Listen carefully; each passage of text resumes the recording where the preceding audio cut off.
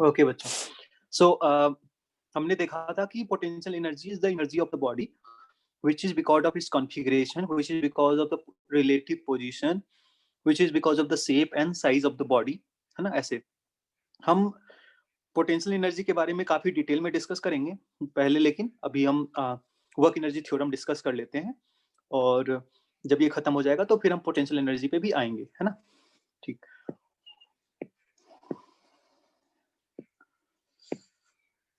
तो work energy theorem, what we are going to discuss is work energy theorem. ये क्या होता है? ये होता है कि वर्क को हम एनर्जी में कन्वर्ट कर सकते हैं, है ना। तो इसका स्टेटमेंट ये है कि work done by all the forces acting on a system is equal to change in kinetic energy. यही स्टेटमेंट है, इतना सही लाइन है।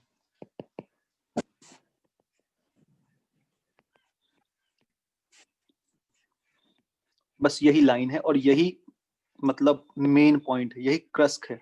इसी चीज को हम बार बार यूटिलाइज करेंगे और इससे बहुत सारे सवाल सॉल्व होते हैं। इसको अगर शॉर्ट में लिखना है तो work done by all forces is equal to change in kinetic energy. Change का मतलब होता है कोई भी चीज का फाइनल वैल्यू माइनस कोई भी चीज का initial value. This is work done by all the forces is equal to change in kinetic energy. ठीक है, तो अब इसको देखते हैं। ये इतना सही है, इसका एप्लीकेशन मेन है। नहीं नहीं है, यही मेन है। वो क्या,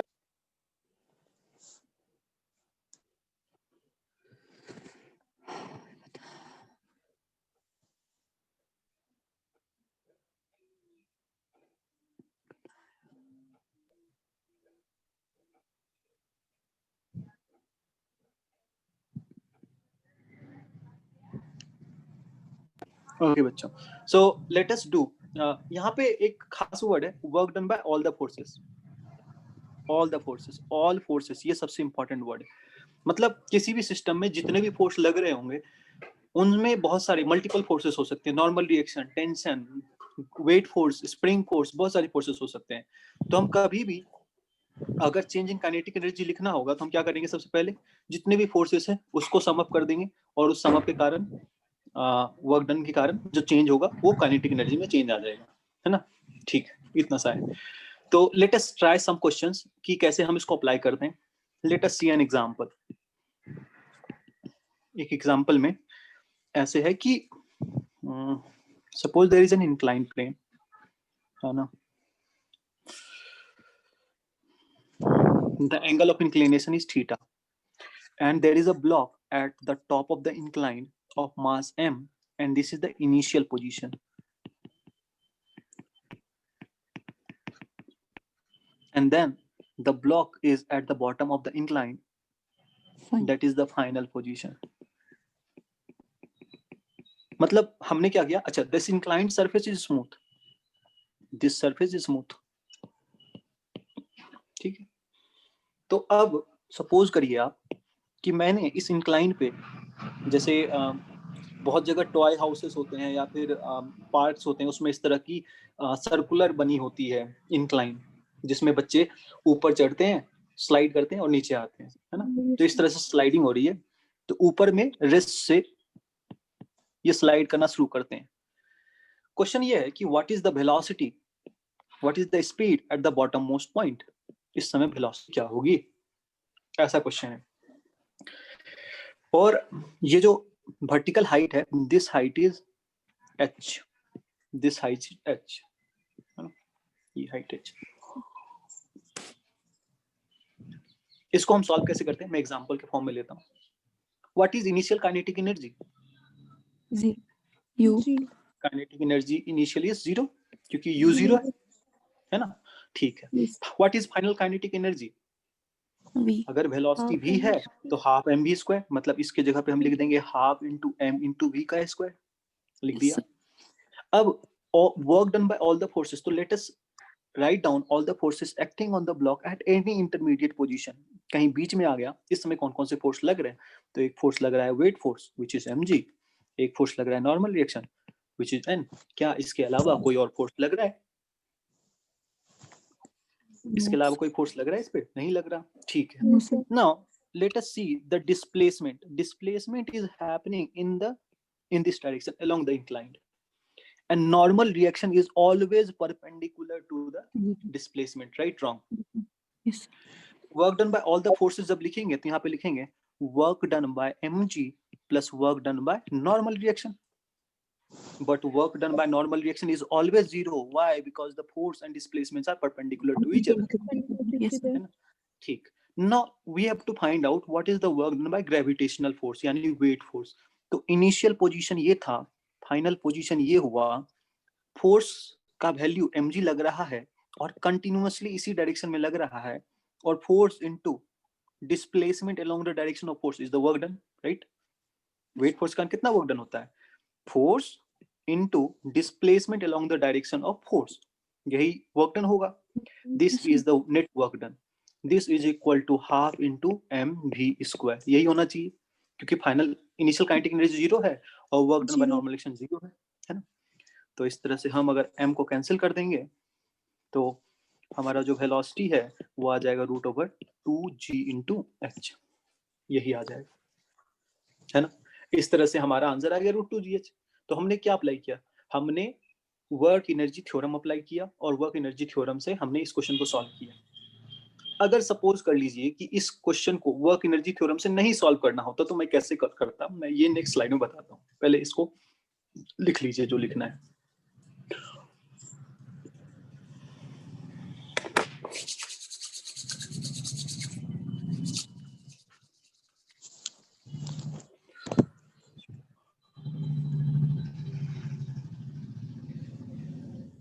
स्लाइड चेंज कर दूं? Yes.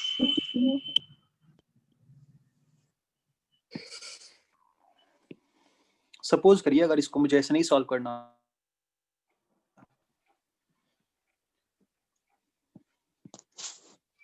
मैं करता कि ये ब्लॉक है, इस पे कौन से फोर्स लग रहे हैं?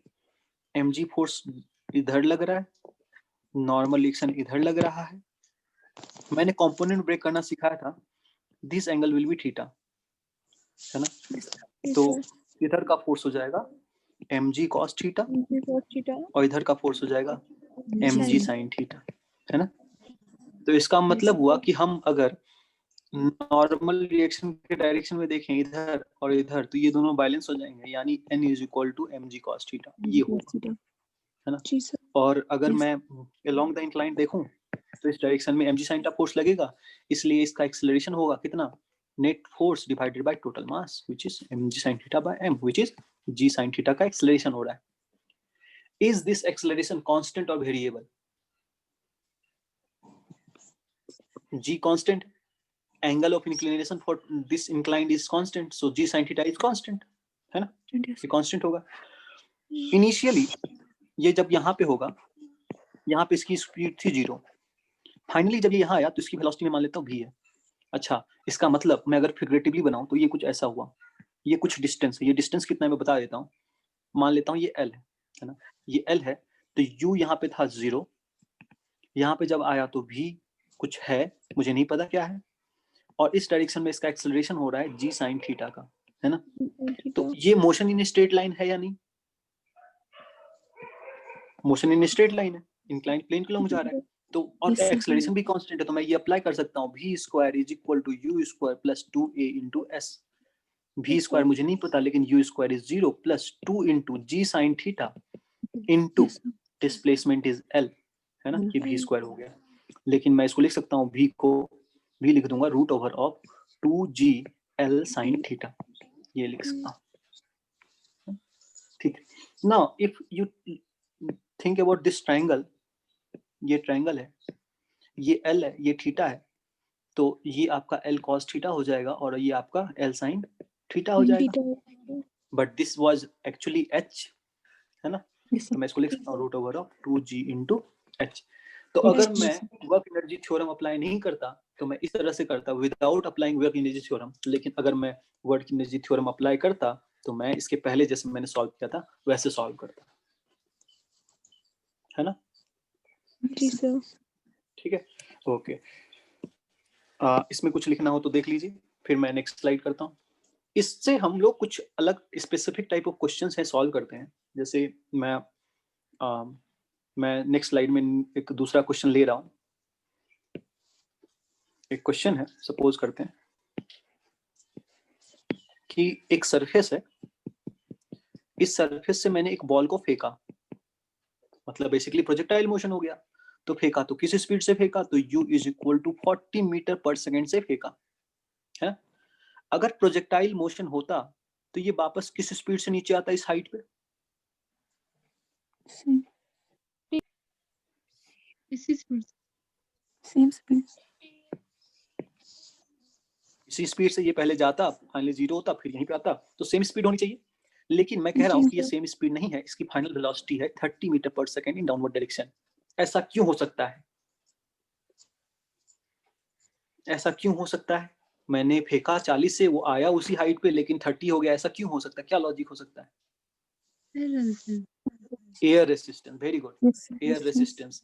इसका मतलब एयर रेसिस्टेंस ने इसको स्लोली रोकने की कोशिश करी और रोकने की कोशिश करी, तो इसका मतलब एयर रेसिस्टेंस ने कुछ काम किया, yes, sir.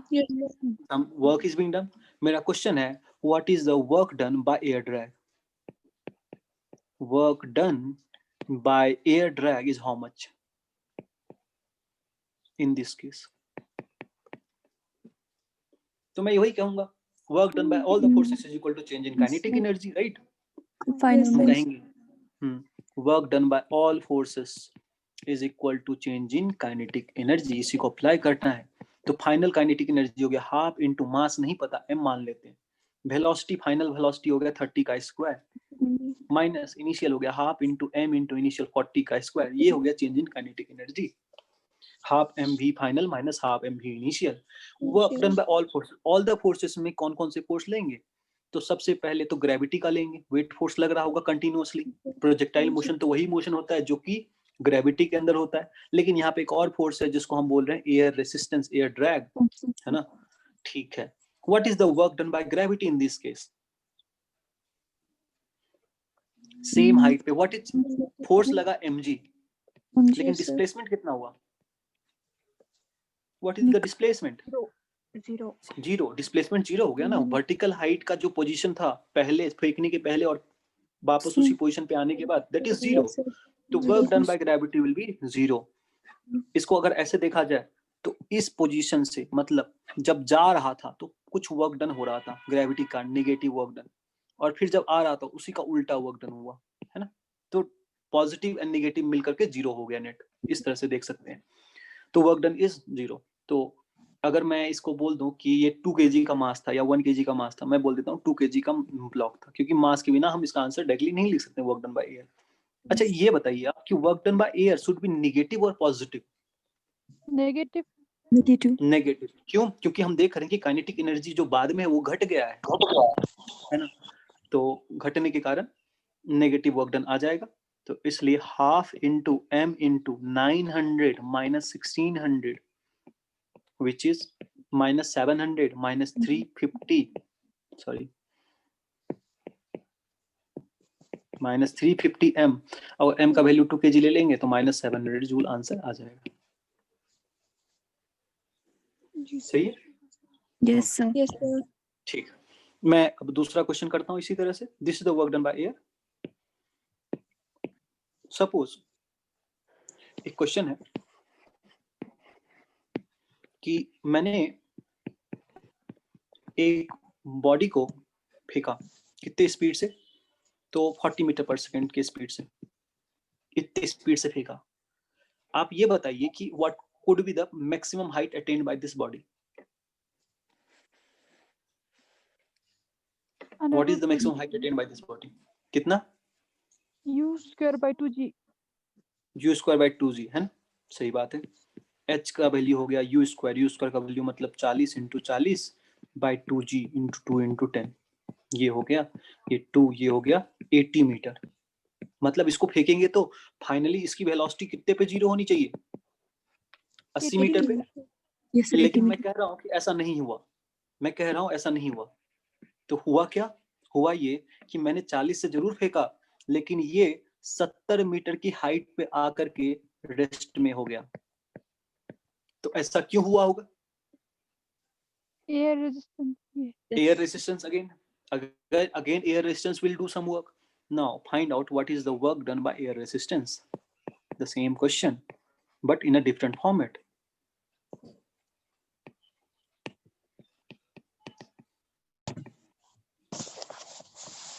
What is the work done by air resistance?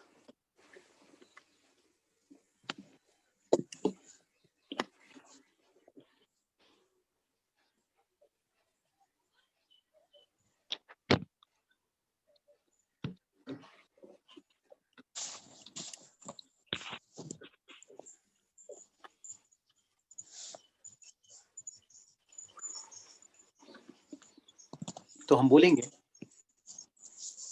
work done by all forces is equal to what? Change in kinetic energy, है ना? ठीक है, kinetic energy final minus kinetic energy initial. What is the final kinetic energy? A से B जब गया, ये हमारा initial position था और ये हमारा फाइनल पोजीशन। फाइनल पोजीशन पे वेलोसिटी जीरो, इसलिए kinetic energy zero. What is the kinetic energy in the initial position? Half into m। मास कितना लेंगे? 2 kg ले लेते हैं। मास 2 kg, m v square. Sir chemistry class का लिंक आ गया है। ओके, कितने बजे से आया? 3 बजे से या 3:15 से? चलो ठीक है, ये लास्ट क्वेश्चन है हमारा। ओके, 40 का स्क्वायर। ठीक है, work done by all the forces, work done by gravity. Work done by gravity कितना होगा? फोर्स इनटू डिस्प्लेसमेंट और साइन के साथ। 330 का आ गया। चलो ठीक है, अभी 2-3 क्वेश्चन और करेंगे फिर। Okay, sir. तो हाँ, तो ये होगा mg h कितना होगा? 70। अच्छा, ये सब प्लस लेंगे या माइनस लेंगे? ग्रेविटी का वर्क डन, ग्रेविटेशनल फोर्स हमेशा डाउनवर्ड लग रहा होगा, है ना? तो लेकिन जो डिस्प्लेसमेंट हो रहा है वो ऊपर की तरफ हो रहा है, इसका मतलब माइनस। Ma- मैंने पहले भी बोला है कि अगर ऊपर ले जाएंगे तो माइनस ग्रेविटी वर्क करेगा, नीचे लेके आएंगे तो प्लस वर्क डन करेगा। ठीक, plus work done by air resistance. तो ये आपका हो जाएगा work done by air resistance is, ये लगभग आ जाएगा 1600 माइनस 1600, तो इसका मतलब माइनस 200 जूल का इसने निगेटिव वर्क किया। और करना भी चाहिए, मतलब सिस्टम से माइनस 200 जूल जो है वो निकल गया जब ये ऊपर गया। इसी कारण से उसको जितना हाइट जाना चाहिए था वो उतनी हाइट नहीं जा पाया और वो फिर कम हाइट में ही रह गया, है ना? ठीक है, चलिए नेक्स्ट क्वेश्चन करते हैं। Suppose there is a curve circular path, इस तरह से। ये क्वार्टर सर्कल है basically of radius r and this track is smooth. यहां से मैंने एक ब्लॉक को रिलीज किया, this track is smooth, and यहां से हमने इसको रिलीज किया, और फिर यहाँ के बाद एक हॉरिजॉन्टल सरफेस है which is rough. This is rough. इसमें 2-3 क्वेश्चंस होंगे, ये यहाँ पॉइंट है बी, है ना? मेरा पहला क्वेश्चन है कि what is the velocity at A,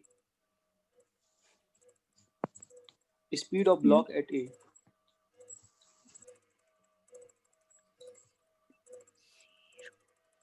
speed at A पे क्या है?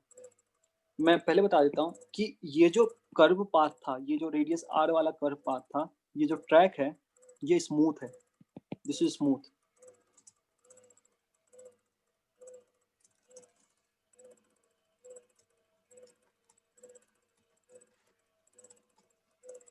तो यहाँ पे कितनी स्पीड होनी है ये बोला गया, अगर यहाँ से हमने u इक्वल टू 0 से रिलीज किया है तो। Speed at A is what? This is the first question. इसका दूसरा पार्ट भी है, थोड़ी देर में पहले ये कर लेते हैं फिर बताएंगे। तो हाउ टू अप्रोच, है ना? Work done by all the forces is equal to change in kinetic energy. मान लेते हैं ब्लॉक कहीं यहाँ पे होगा, तो ब्लॉक पे कौन से फोर्स लग रहे होंगे, mg नीचे लग रहा होगा, और एक नॉर्मल रिएक्शन जो लगेगा वो हमेशा डिस्प्लेसमेंट के परपेंडिकुलर लगेगा, राइट। Yes, sir. तो क्योंकि ये परपेंडिकुलर लगेगा इसलिए नॉर्मल रिएक्शन का वर्क डन जो होगा वो 0 होगा। तो जो भी वर्क डन होगा, work done by all forces is equal to delta K E. Delta K E final मतलब half into m into v का square minus 0। Work done by all the forces क्या होगा, तो work done by mg। mg कितना work done करेगा, क्योंकि mg force नीचे लग रहा है और डिस्प्लेसमेंट नीचे का हो रहा है, vertical displace force into displacement along the direction of force. तो mg into r, mg into r, और नॉर्मल रिएक्शन कितना वर्क डन करेगा, तो 0 करेगा, दिस विल बी 0। तो ये हमारा एक्सप्रेशन हो गया, m m कैंसिल हो जाएगा, वेलोसिटी मेरा हो जाएगा √2gr। यही मेरा आंसर है, वेलोसिटी एट 8 है। अब दूसरा क्वेश्चन ये है कि ये जो A से B का पोर्शन है ना वो रफ है, और यहाँ पे friction coefficient mu is equal to 0.4 है ना। तो सवाल ये है कि A से B का लेंथ कितना है, what is the length of AB। LAB क्या है, तो इसको कैसे करेंगे। तो फ्रिक्शन है तो फ्रिक्शन कैसे लगेगा ये देखते हैं। जैसे अगर मान लेते हैं ये कहीं यहाँ पे ब्लॉक है, तो फ्रिक्शन किधर, ये जाना आगे चाहेगा बट फ्रिक्शन किधर लगेगा, पीछे की तरफ F। और क्योंकि रिलेटिव मोशन होगा तो मैक्सिमम फ्रिक्शन लगेगा which is mu n which is mu mg। कितना फ्रिक्शन लगेगा, है कि नहीं। तो फ्रिक्शन अगर म्यू mg लगेगा तो एक्स रिटार्डेशन होगा, रिटार्डेशन कितना होगा, तो mu mg by m which is mu g का रिटार्डेशन होगा। वैसे तो इसको और भी तरीके से कर सकते हैं, लेकिन वर्क एनर्जी थ्योरम से करना कैसे है ये हम बता रहे हैं कि A से B, A हमारा इनिशियल पोजीशन और B हमारा फाइनल पोजीशन है। या फिर ऐसा करते हैं कि A B नहीं, यहाँ पे ये जो पॉइंट था जहां से हमने पहले रिलीज किया था उसको बोल देते हैं पॉइंट S। S से B, S से B के बारे में बात करते हैं, ठीक है। S से B, तो मैं क्या करूंगा, work done by all the forces is change in kinetic energy. Work done by all forces, यहाँ पे मैं पहले कुछ स्पेस बना लेता हूँ क्योंकि ये स्पेस सफिशिएंट नहीं है।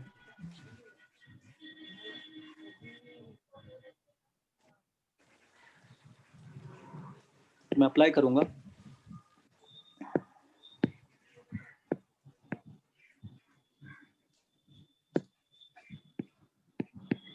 LAB, work done by all forces is equal to delta KE।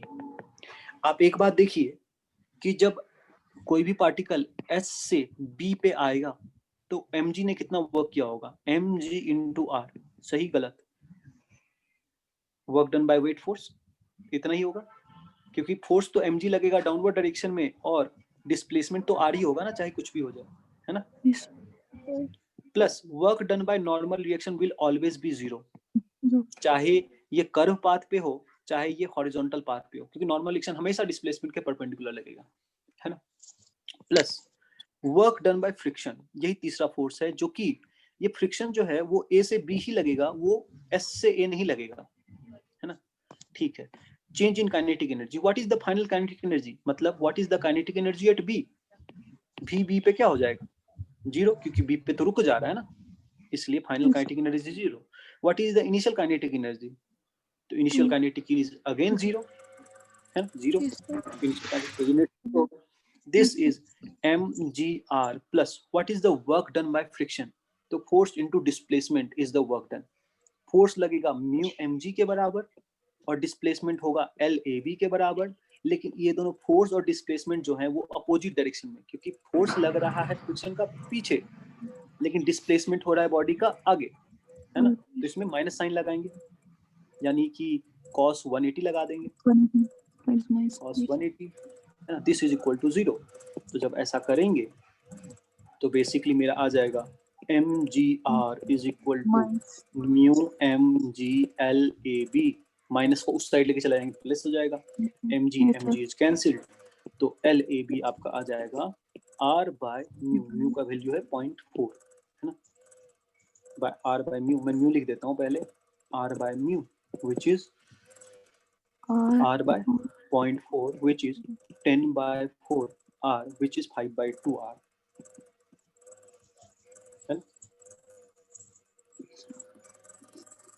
This is it.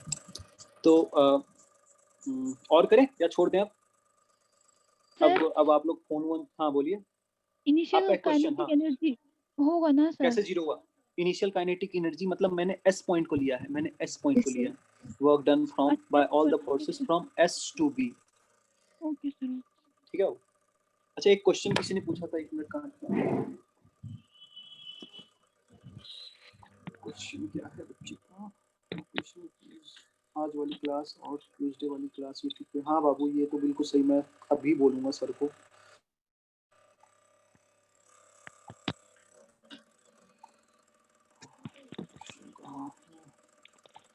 हाँ किसी एक बच्चे ने एक क्वेश्चन पूछा हुआ है, मैं उस क्वेश्चन को डिस्कस कर देता हूँ बस आखिरी. There is a graph between force and displacement and the graph is like this. This is 3, this is 7, this is 12, d is in meter and the force is here, it is 2 and this is 0. बोला होगा क्या, what is the work done by the particle during the displacement of 12 meter, है ना?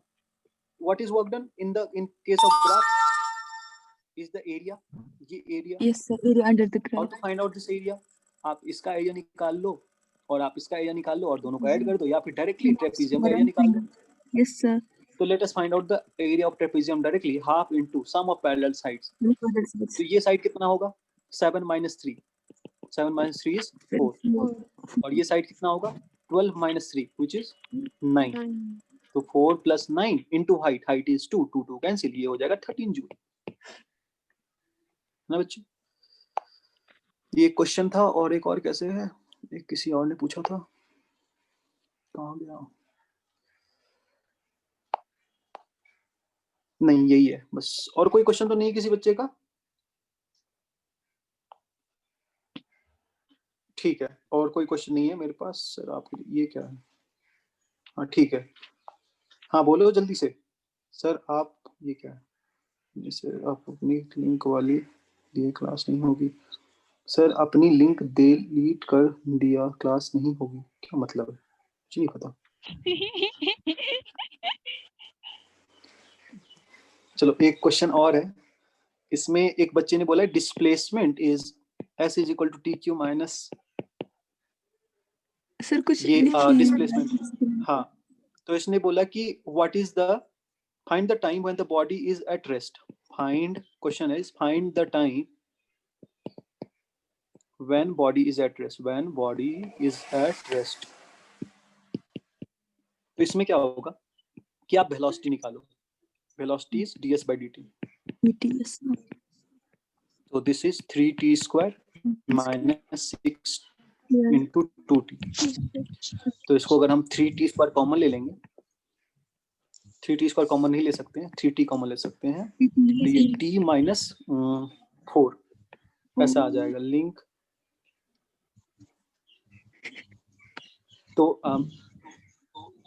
यहाँ पे अगर मैं ऐसा करूं कि वेलोसिटी को अगर जीरो करना हो तो देखो क्या है ना, दो प्रोडक्ट में चीजें. ये a मान लेते हैं, ये b मान लेते हैं. अगर इस टर्म को जीरो होना है तो तीन पॉसिबिलिटीज हैं. या तो a जीरो हो जाए, b जीरो ना हो, या तो b जीरो हो जाए, a जीरो ना हो, या तो दोनों जीरो हो जाए, a भी जीरो हो जाए और b भी जीरो हो जाए. इन तीनों केसेस में ऐसा पॉसिबिलिटी है. तो जब a जीरो होगा, a जीरो तब होगा जब t जीरो होगा, मतलब टाइम जीरो होगा. और b जीरो तब होगा जब t का वैल्यू 4 होगा, तब b जीरो होगा. इसका मतलब t इज इक्वल टू 0 करेंगे तब भी वेलोसिटी 0 आ जाएगा, क्योंकि a जीरो हो चुका है. इसलिए a जीरो हो गया तो मतलब पूरा टर्म 0 हो गया. और अब b जीरो टाइम अगर 4 सेकंड भी रखेंगे तब b जीरो हो जाएगा, इसलिए भी पूरा टर्म 0 हो जाएगा. तो ये दोनों ऐसे टाइम है t is equal to 0 and t is equal to 4 second, जहां पे पार्टिकल रेस्ट में रहेगा.